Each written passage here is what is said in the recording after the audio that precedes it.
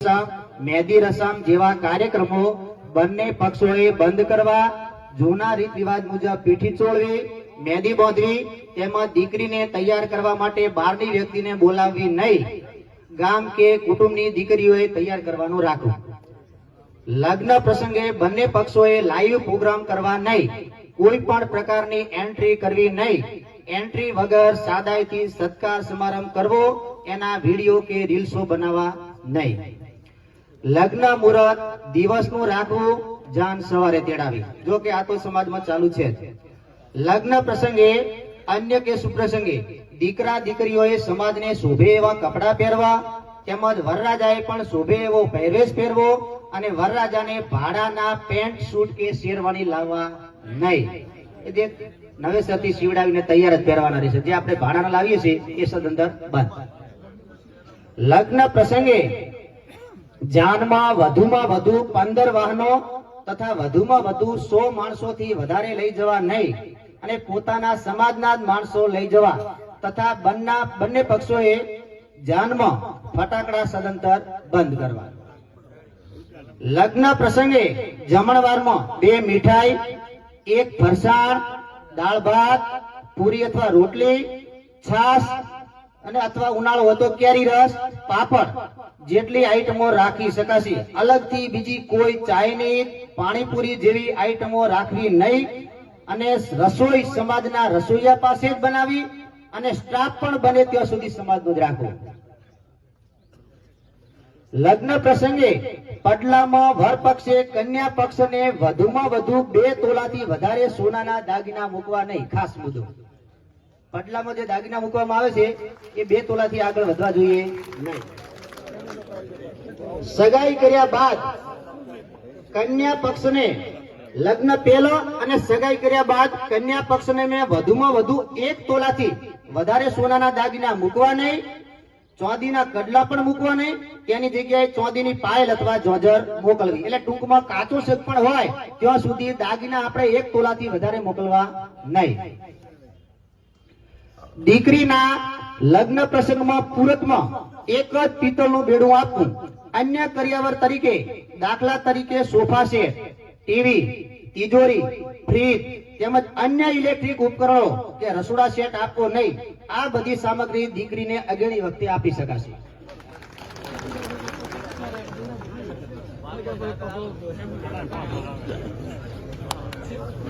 લગ્ન પ્રસંગમાં બંને પક્ષના સગાવાલાએ ભેટ માટે આપવામાં આવતી વાસણ પ્રથા સદંતર બંધ કરવી.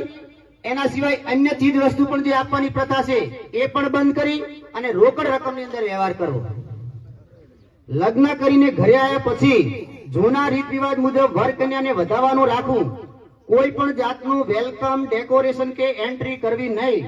તેના વિડીયો, સ્ટેટસ કે રીલ બનાવી સોશિયલ મીડિયામાં શેર કરવા નહીં. ઓણા પ્રસંગે કે ઘરઘેણા પ્રસંગે ડેકોરેશન કરવું નહીં. હમણાં એક નવો ટ્રેન્ડ ઘરઘેણામાં ચાલુ થયો છે. એટલે ઘરઘેણામાં ફેરા ફરવા નહીં, માત્ર ફૂલહાર કરવાનું રાખવું. ઘરઘેણા વખતે જોન જોડી જવું નહીં. તેમજ દીકરો કુંવારો હોય તો પણ તેડવા માટે 15 વ્યક્તિઓથી વધુ માણસો હોય ઘરઘેણું તેડવા જવું નહીં. ઘરઘેણામાં લગનિયા મૂકવા નહીં. તેમજ ઘરઘેણામાં ઓઢામણીની પણ આપલે કરવી નહીં. હવે મામેરામાં વર પક્ષ, કન્યા પક્ષ જે ઢાલ દરમિયાન આપવામાં આવે છે તમામ ઓઢામણીઓ રોકડ રકમમાં કરવી. લગ્ન તથા અન્ય શુભ પ્રસંગના જે કહુંબા હોય, કસુંબા, એમાં બંને પક્ષોએ બિસ્ટોલ, ગુટકા, મસાલા કે કાચી સાકર સદંતર વાપરવી નહીં, ખરીદી કરવી નહીં. જાનમાં બિસ્ટોલ, ગુટકા કે મસાલા સાથે લઈ જવા નહીં. ચાખોટ પણ સાથે લઈ જવા નહીં. ચાખોટની વ્યવસ્થા મોડવા પક્ષે કરી આપવી અને કન્યા પક્ષ દ્વારા આપવામાં આવતા કસુંબામાં વર પક્ષ તરફથી ગોળિયા ટીકડા વેચવા નહીં, ઉતારે વેચી શકાશે. લગ્ન પ્રસંગે બંને પક્ષોએ મોટા અવાજે વગાડવામાં આવતા ડીજે સદંતર બંધ કરવામાં આવે છે. આની જગ્યાએ ઘર આંગણે ઢોલ તથા શરણાઈ વગાડી શકાશે, પરંતુ બહારના કોઈ પણ કલાકાર બોલાવવા નહીં. ઉત્તરાયણનું આણું, ઘરઘેણું તેમજ સગાઈ પ્રસંગ હોય તે દરમિયાન ચીજ વસ્તુઓનું પ્રદર્શન કરવામાં જે આવે છે ને એનું ડેકોરેશન કરવામાં આવે છે તે સદંતર બંધ કરવું. તેના વિડીયો, સ્ટેટસ કે રીલ બનાવી સોશિયલ મીડિયામાં શેર કરવા નહીં. સગાઈ કર્યા બાદ મોકલવામાં આવતા હાયડા સદંતર બંધ કરવામાં આવે છે. તેની જગ્યાએ વર્ષમાં માત્ર એકવાર 1100 રૂપિયા રોકડમાં આપવા. લગ્ન પ્રસંગ પૂરો થયા પછી વેવાણને મળવા આવવા જવાની પ્રથા બંને પક્ષ તરફથી સદંતર બંધ કરવામાં આવે છે.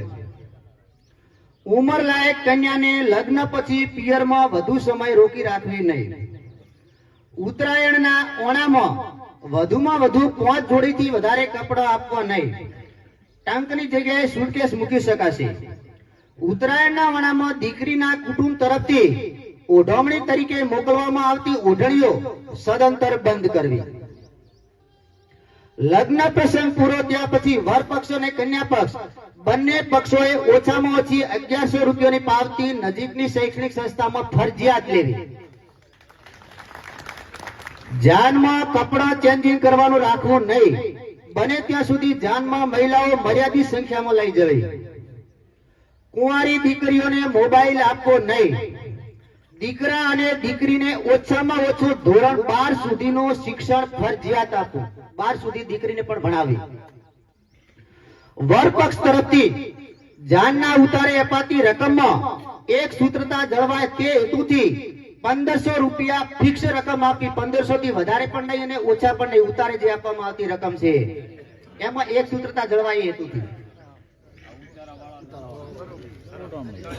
જાનમાં વરઘડિયા પરણીને ઉતારે આવે ત્યારે ખોળામાં મૂકવામાં આવતી રકમ 1100 રૂપિયાથી વધુ મૂકી શકાશે નહીં. આ હમણાં નવો વ્યવહાર વધ્યો તો, અમુક સંખ્યાઓ વધારે હતી એટલે. સગાઈ પ્રસંગે કન્યાને પાઠ પર બેસાડીને કરવામાં આવતું ડેકોરેશન બંધ કરવું તથા તેની રીલ સોશિયલ મીડિયામાં શેર કરવી નહીં. સગાઈ પ્રસંગે ટોપરો બાંધવા માત્ર પુરુષોએ જવું, મહિલાઓને સાથે તેડી જવી નહીં. કોઈ પણ શુભ પ્રસંગે વેવાણ મળવા આવે ત્યારે ઉઠામણું આપવાનું સદંતર બંધ કરવું.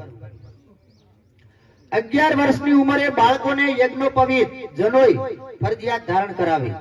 એ દરેક મા બાપની ફરજ છે. જન્મદિવસની ઉજવણીમાં કેક કાપી ડેકોરેશન કરવાની જગ્યાએ નજીકની શૈક્ષણિક સંસ્થા અથવા ગૌશાળામાં યથાશક્તિ રકમની પાવતી લેવી. શ્રીમંત પ્રસંગે બેબી શાવર અથવા તો કોઈ પણ પ્રકારનું એને અનુલક્ષીને ડેકોરેશન કરવું નહીં. બાળકના જન્મ પછી સ્વાગતના નામે કરવામાં આવતી તમામ એન્ટ્રીઓ સદંતર બંધ કરવી.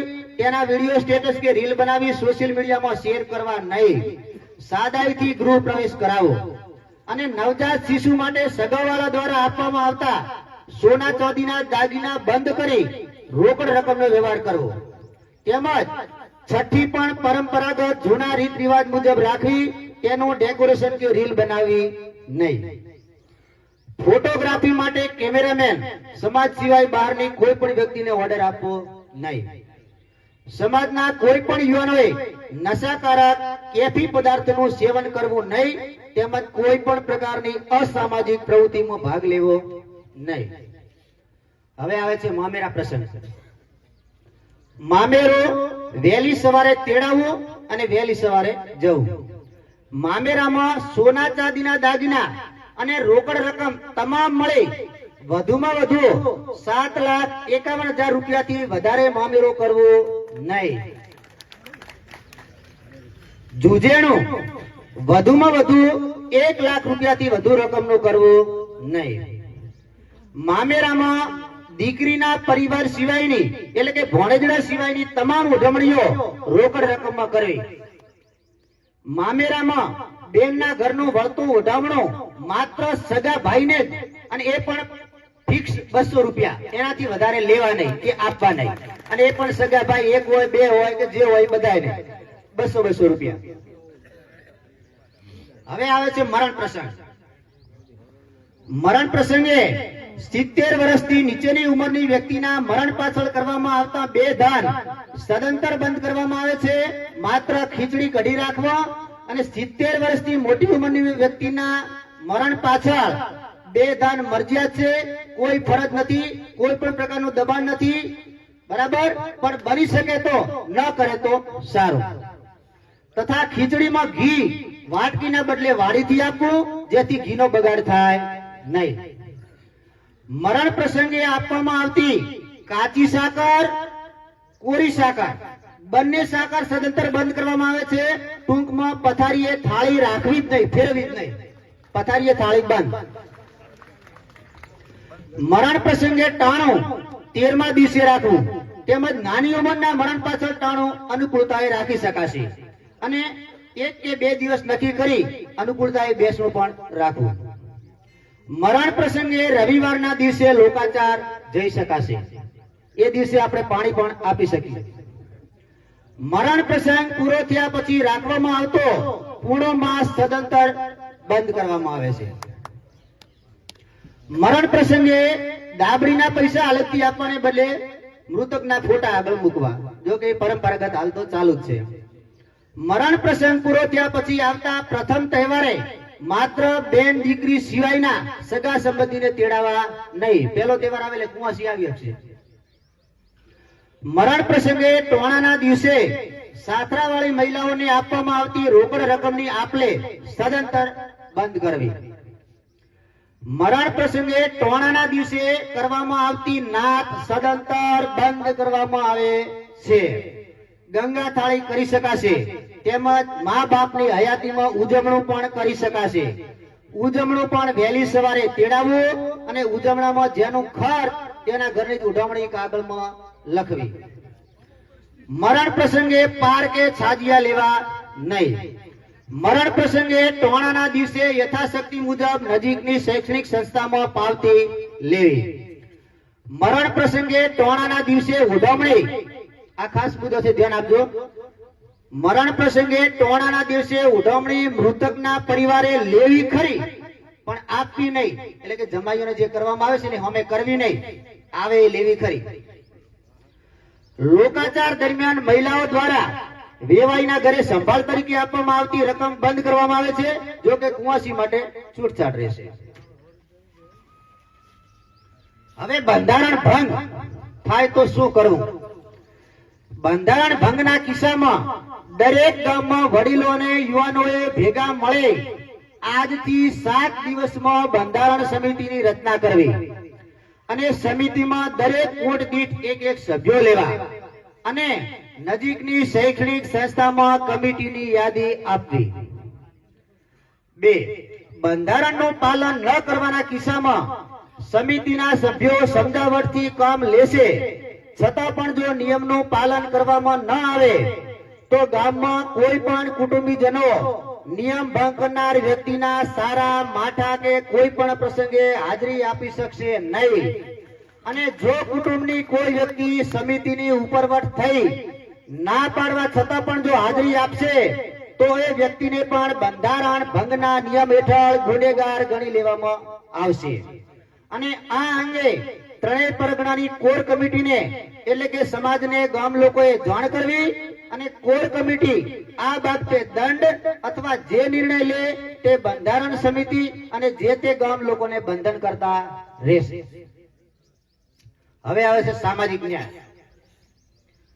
સામાજિક ન્યાય માટે પીડિત વ્યક્તિએ પોતાને ઘરે સમાજ બોલાવવા માટે કાગળ ફાડવા બોલાવવા નહીં, તેના બદલે નજીકની વાવ, થરાદ અને ભાભર બોર્ડિંગના પ્રમુખ મંત્રી પાસેથી તારીખ મેળવી કોઈ પણ રવિવારે સવારમાં એક ટાઈમ માટે સમાજ બોલાવવાની રહેશે, અને એની અંદર ભોજન પણ સાદું રાખવાનું રહેશે. સમાજ બોલાવવા માટે પીડિત વ્યક્તિએ સમાજના વડીલોને ફોનથી જાણ કરવાની રહેશે. આના માટે અલગથી ગાડીઓ મોકલવામાં આવશે નહીં, અને વડીલોએ પોતાના સ્વખર્ચે નજીકની શૈક્ષણિક સંસ્થામાં હાજરી આપવાની રહેશે. નાના મોટા સાટા પ્રથાના ખાસ મુદ્દો આવે છે. નાના અને મોટા, એક સાટું નાનું હોય ને એક મોટું હોય, આવા સગપણના કિસ્સામાં એક દીકરીને 1 કે 2 સંતાન હોય અને સામેવાળા સાટામાં એ લગ્ન કુંવારું હોય તો લગ્ન કરવાની ના પાડે, અને પરણેલું હોય તો આણું કરવાની ના પાડે, તેવા કિસ્સામાં પીડિત વ્યક્તિએ નજીકની સંસ્થામાંથી તારીખ મેળવી કોઈ પણ રવિવારે સમાજ તેડાવવાનો રહેશે. સમાજ આ બાબતે ગુનેગાર વ્યક્તિ પાસેથી 21 લાખ રૂપિયા દંડ પેટે 200 મણ બાજરી અને સમાજનો બિલ વસૂલ કરશે. આ દંડની રકમમાંથી સમાજ 25% લેખે રકમ ત્રણેય પરગણાની સંસ્થાઓ માટે સહિયારી રકમ સમાજ જમા રાખશે. પછી અન્ય સગપણ તોડવાના કિસ્સામાં પણ સમાજ ભેગો કરવા માટે આ નિયમ જ લાગુ પડશે, પરંતુ એમાં દંડની રકમમાંથી 25% નો નિયમ સંસ્થામાં આપવાનો આ ફરજિયાત આ પ્રમાણે જ રહેશે. ખાસ નોંધ બીજી, આવા કિસ્સામાં ગુનેગાર વ્યક્તિ સગપણ છૂટું કર્યા સિવાય બીજી જગ્યાએ દીકરી વળાવશે તો સગપણ કરાવનાર વચેટિયા સહિત દીકરીના પિતા પાસેથી 25 લાખ રૂપિયા દંડ સમાજ અલગથી વસૂલ કરશે. આવા દંડની તમામે તમામ 100% રકમ ત્રણેય પરગણાની સંસ્થાઓ માટે સહિયારી સમાજ પોતાની પાસે જમા રાખશે. આમાંથી 100% લેવાના. અમલીકરણ. પરમ પૂજ્ય બ્રહ્મલીન સંત શ્રી આનંદ પ્રકાશ બાપુની ગુરુ ગાદીની પવિત્ર ભૂમિ એટા મુકોમાંથી રચાયેલું આ નવીન બંધારણ નું અમલીકરણ આજે તારીખ 1/2/2006 થી અમલી બનશે તથા આ બંધારણના સુધારા વધારા કરવા માટે 2 વર્ષ બાદ સમીક્ષા કરવામાં આવશે. પરંતુ ફેબ્રુઆરી 2026 ના માસ માટે આવતા લગ્નની પત્રિકા અને ભોજન સમારંભના ઓર્ડર અપાઈ ગયા હોય તેવા સંજોગોમાં આ 2 નિયમ પૂરતી છૂટછાટ રહેશે અને બાકીના નિયમો આ ફેબ્રુઆરીના લગ્ન વાળાને પણ લાગુ રહેશે. ઉપરોક્ત સમાજ બંધારણના તમામ નિયમો સાથેની પુસ્તિકામાં પરમ પૂજ્ય આનંદ પ્રકાશ બાપુનું જીવન દર્શન, ત્રિકાળ સંધ્યા આવરી લઈ ત્રણેય પ્રજ્ઞાની દરેક ગામની સંસ્થાને આધારે સંખ્યાના આધારે 52, 32 ને 42 એમાં જે સંખ્યા હશે એ પ્રમાણે પુસ્તિકાઓ વિતરણ કરવામાં આવશે. અસ્તુ. બોલો શ્રી આનંદ પ્રકાશ મહારાજની જય. આજે આપણે બધા શપથ લઈ